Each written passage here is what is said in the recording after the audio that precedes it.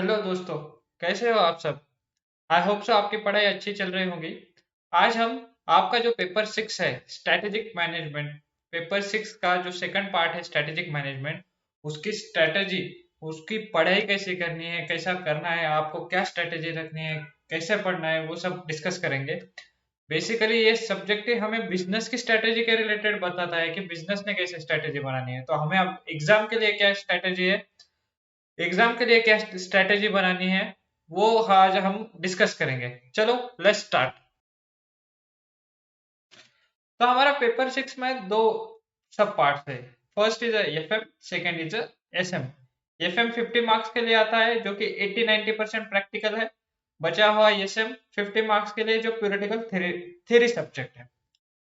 तो बच्चों को बहुत बार रिलक्टेंट होता है थ्योरी रिटेन करने के लिए। तो थ्योरी पढ़ने में, थ्योरी रिटेन करने में बच्चे बहुत प्रॉब्लमेटिक क्रिएट होती है बच्चों को, कि हम थ्योरी कैसे रटे, कैसे है। उससे अच्छा प्रैक्टिकल की ज्यादा से ज्यादा क्वेश्चन सॉल्व करते हैं और ज्यादा से ज्यादा फोकस करते हैं।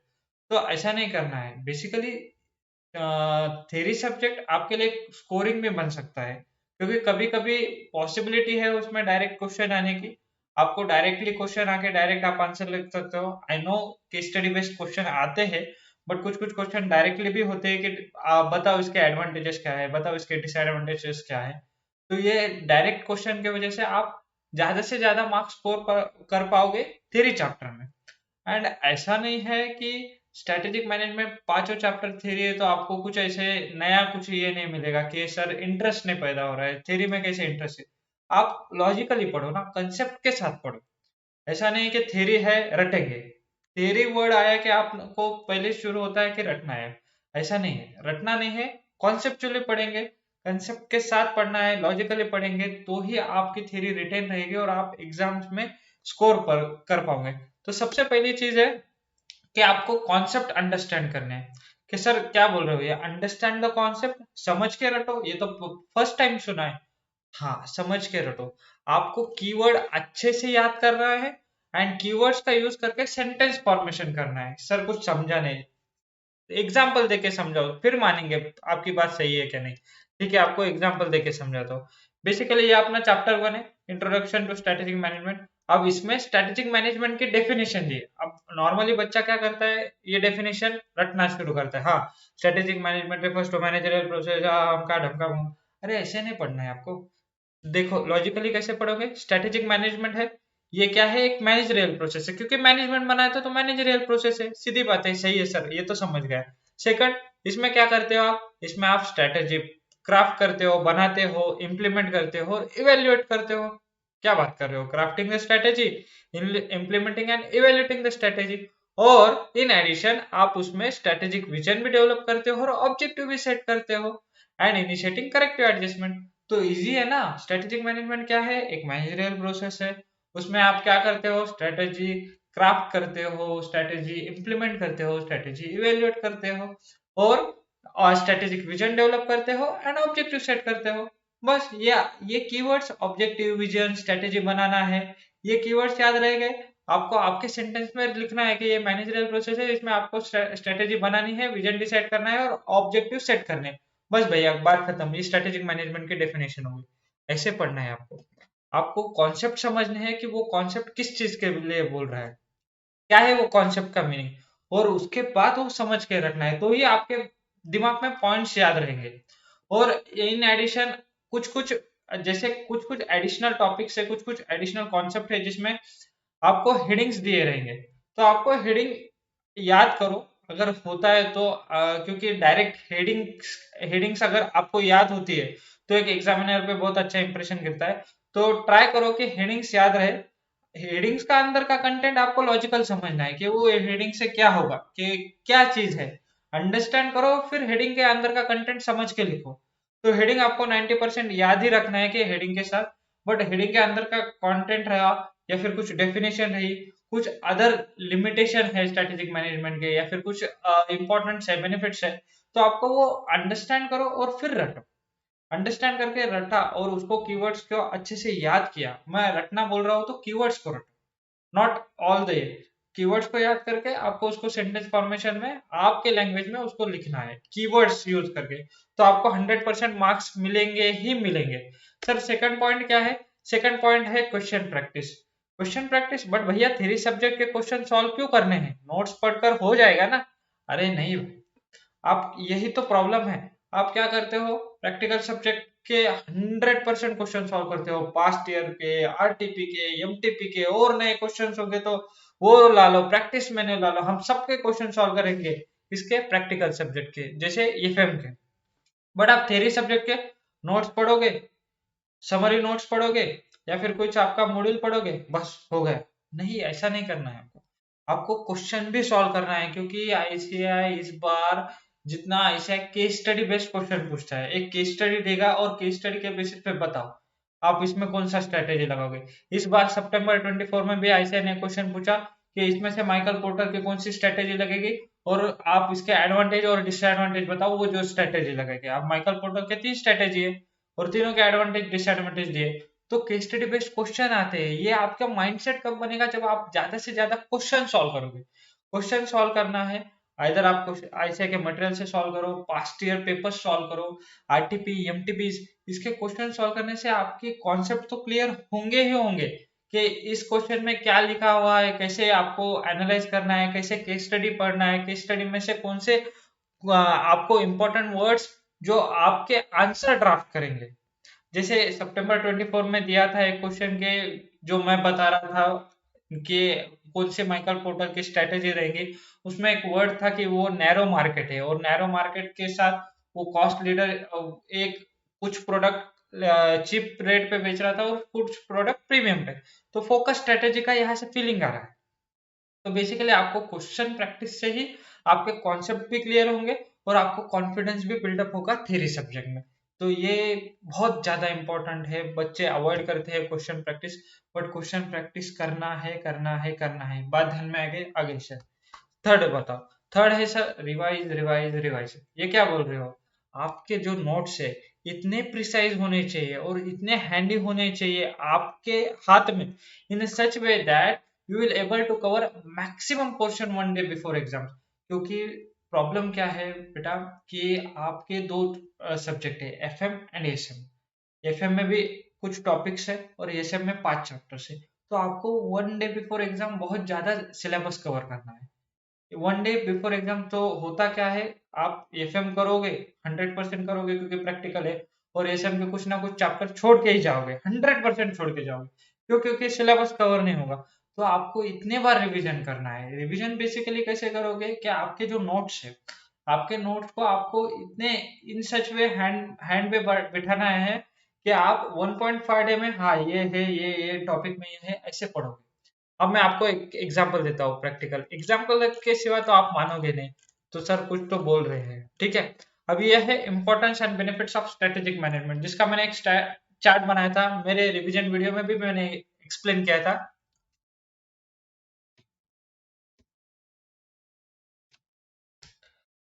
स्ट्रेटेजिक मैनेजमेंट हेल्प करता है, किसको हेल्प करता है? ऑर्गेनाइजेशन को हेल्प करता है, मैनेजमेंट को हेल्प करता है। ऑर्गेनाइजेशन को क्या हेल्प करता है? प्रोएक्टिव बनो इंस्टेड ऑफ रिएक्टिव, और to face future and act as a pathfinder. Management को क्या हेल्प करता है? डिफाइन गोल्स एंड मिशन, और डेवलप करता है core competency and competitive advantage. इन सब से बिजनेस को क्या बेनिफिट होगा? एक तो बिजनेस की लॉन्गेटिविटी बने बढ़ेगी, और बिजनेस के डिसीजन, बिजनेस को पूरे बिजनेस के जो डिसीजन रहेंगे उसके लिए एक फ्रेमवर्क पैदा करता है। ये स्ट्रेटेजिक मैनेजमेंट के इंपॉर्टेंस एंड बेनिफिट्स है। अभी ये चार्ट ये मैंने बनाया था, आप कोई और भी आपके लिए कोई ट्रिक यूज करते हो तो यूज कर लो। इससे क्या होगा, ये जो आपके 6 पॉइंट्स है, ये 6 पॉइंट्स 2 मिनट में समराइज हो गए, याद हो गए। एग्जाम के 1.5 डे बिफोर आपको ऐसे ही पढ़ना है। ऐसे नहीं कि आप वन बाय वन वर्ड पढ़ते जाओगे। या फिर एक और चीज क्या करना है, ये आप ऑडिट में भी यूज कर सकते हो। आपको क्या करना है, यहाँ पे जो बाजू में लाइन दी है ना, यहाँ पे एक वर्ड में उसका मीनिंग लिख देना है, कि आपके वर्ड्स में लिखो या फिर किसी एक वर्ड में, जैसे इट गिव्स डायरेक्शन, डायरेक्शन लिख देना। गोल्स मिशन भी लिख देना, क्योंकि गोल्स मिशन भी बताता है बाबा। प्रोएक्टिव बनो इंस्टेड ऑफ रिएक्टिव, तो यहाँ पे लिख देना। और एग्जाम के 1.5 डे बिफोर यही पढ़ना है, और इस पे से नजर फेरना है कि आपको सेंटेंस कैसे ड्राफ्ट करना है। ऐसे पढ़ना है 1.5 डे बिफोर एग्जाम।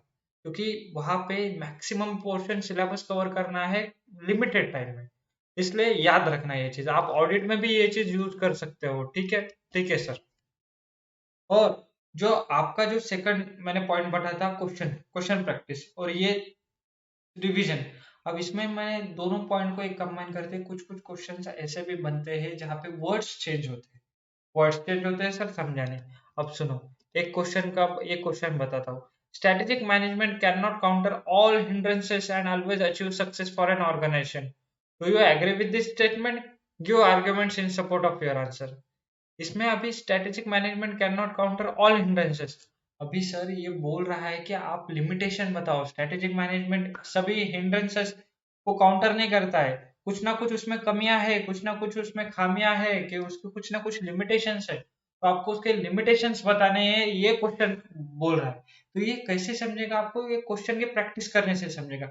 सेकंड चीज में क्या करोगे सर, इसमें जो अभी वर्ड आया है हिंड्रेंसेस और कुछ अदर वर्ड्स था, तो आप क्या करोगे, आपके नोट्स में जाओगे, आपके नोट्स में लिमिटेशन ऑफ स्ट्रेटेजिक मैनेजमेंट दिया हुआ है, यहाँ पे डैश करके डाल दोगे कि अगर हिंड्रेंसेस भी कुछ वर्ड आया तो आपको लिमिटेशन ही लिखना है। इससे क्या होगा, जब आप 1.5 डे बिफोर में पढ़ोगे तो आपको ये वर्ड से भी ध्यान में आएगा, अरे हाँ भाई ये वर्ड भी आया तो हम मुझे लिमिटेशन ही लिखना है। अभी क्या हुआ, एक और क्वेश्चन था ऐसे कि स्ट्रेटेजिक मैनेजर के कुछ रोल्स बताओ। स्ट्रेटेजिक मैनेजर के रोल, जो आपका कॉर्पोरेट लेवल मैनेजर रहता है ना, कॉर्पोरेट लेवल मैनेजर के कुछ रोल दिए हुए हैं, आपको वो बताने हैं। तो बेसिकली ये कैसे पे ये होगा, क्वेश्चन से, क्वेश्चन प्रैक्टिस से। और थर्ड, जो आप रिवाइज करोगे बार बार रिवीजन से आपको ध्यान में आएगा, और आप आपके नोट्स को इस तरह से बनाओगे कि 1.5 डे बिफोर आपको मैक्सिमम पोर्शन सिलेबस करोगे। तो यहाँ पे role of corporate level manager, उसमें क्वेश्चन में पूछा था कि स्ट्रेटेजिक मैनेजर का क्या रोल,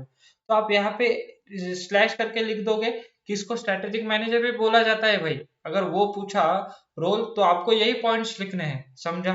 समझा सर। तो ये चीजें हैं, ये बहुत सारी छोटी छोटी चीजें हैं जो आप मिस करते हो। और चीज, एमसीक्यू प्रैक्टिस।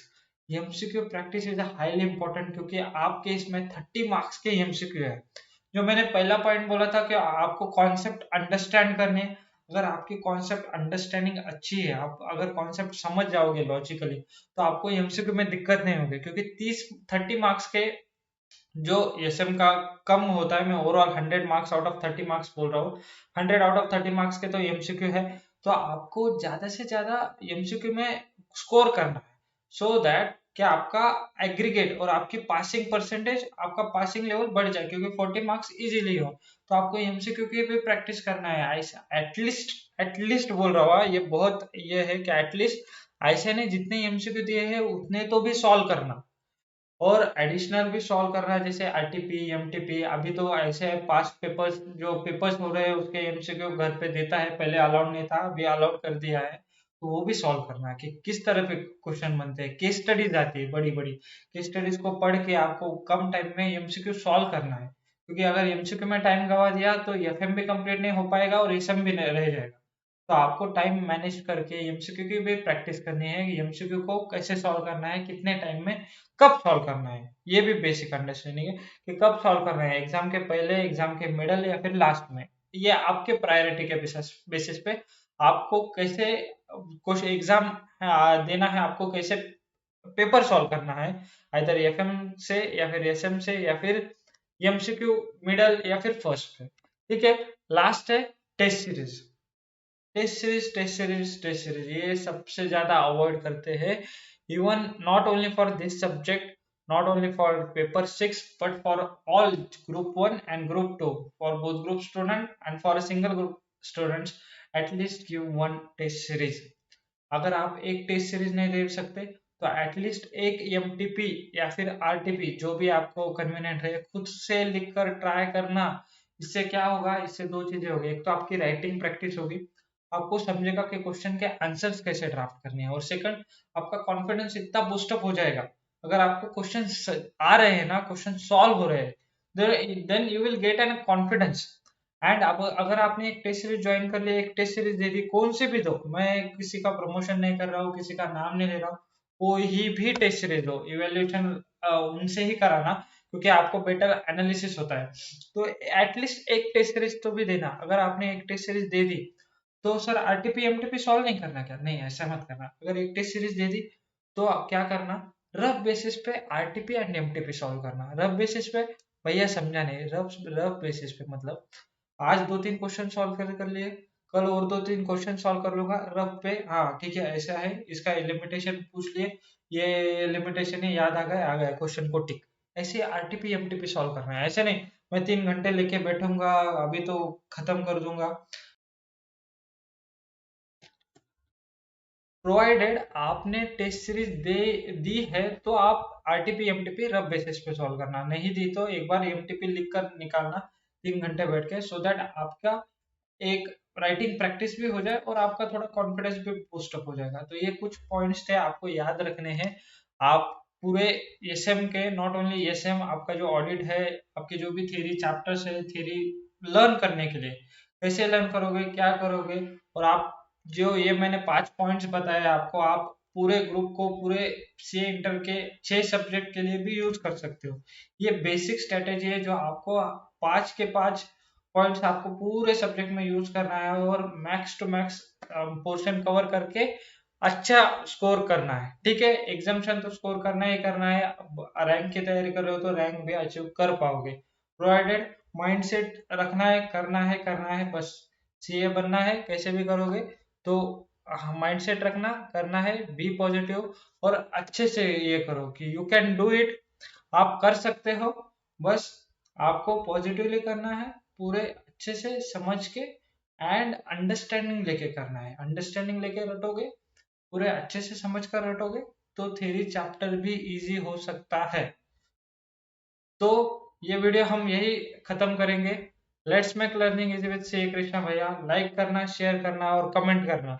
कमेंट क्या करोगे? कमेंट अगर आपको क्वेश्चन आंसर के एसएम के कुछ वीडियोस चाहिए रहेंगे या फिर एसएम के कोई रिवीजन वीडियोस चाहिए रहेंगे तो मुझे कमेंट करो। मेरा टेलीग्राम चैनल ज्वाइन करना फॉर द अपडेट्स। ये जो मैंने नोट्स बनाए हैं, ये जो भी स्ट्रेटेजी बनाई है, ये मैं टेलीग्राम में अपलोड कर दूंगा, आप वहां से डाउनलोड कर सकते हो। Do share with your friends. Thank you so much. Bye bye.